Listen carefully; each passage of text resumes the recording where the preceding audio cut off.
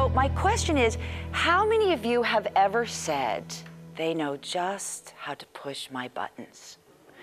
Right. This is a common theme, and it's one of the things parents use to excuse their bad behavior. Well, I couldn't help myself. The little 4-year-old knows just how to push my buttons. And that allows us to then go into these interfering parenting strategies that don't work. And so again, we find ourselves caught in this cycle. So we want to take a look at how does this play out? What's the progression of, this is what I believe, but what's the impact? So I'm going to use an example, and I'm going to call this my activating event. So I want you to imagine that I'm 4, and I have a little piece of chocolate right here, and I'm standing next to the cookie jar. And my mother comes in and says to me, "Did you eat the cookie?" "No." And if my belief is that children who lie to their parents are in big trouble because they'll turn into elementary school children who lie to their teachers and come home, and when their parents say, "Did you bring any home from school?" they'll say, "No, I didn't." And when they say, "Do you have homework?" the children will say, "No, I don't." And they'll turn into liars who go to high school, and pretty soon they're lying to their parents about what they're doing and where they're going and who their friends are. And then they turn into adults who are liars, and they can't get a job. They have no friends. They have no life. This is what we believe about a child who lies at 4. And so we create this big, scary picture. What's worse? You have a belief about the parent who raises this child.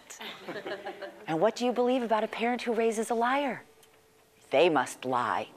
They probably lie all the time. They're certainly not paying attention to their children. They're slackers. They should be disciplining these children, and instead, they're not doing anything. So not only are we caught in this cycle of my child is a liar, but then we're burdened with, and what will people think about me as the parent? And so we look at that child and we say, "You'd better not lie. Not only will your life go bad, but I will look bad."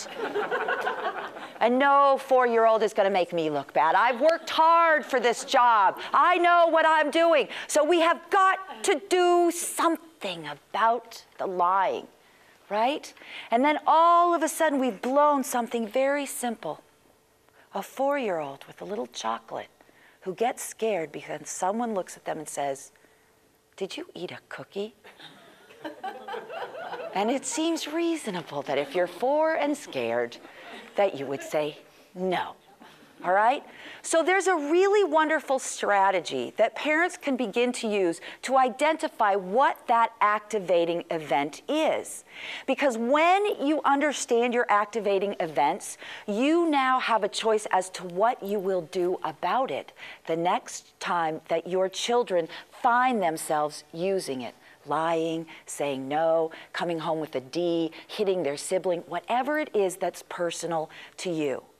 It affords you an opportunity to say, "I'm doing something different." Because we all know that after these events with our children where we've gone off and over-exaggerated the problem and yelled or lectured or sent them to their room because we're upset, that we feel bad and nothing changes in the house. We know that it's going to happen again. We promise ourselves we'll do it differently. We won't lose our temper. We'll breathe like the yoga teacher said. We'll count to 10. We'll relax, and it doesn't work because a week later the child does the same thing, and boom, there it is again, all right? So this is a strategy that you can begin to uncover not only your activating events, but then change them. It's very difficult. Are you ready? A, B, C, D, and E. That's why I like this program. It's very simple.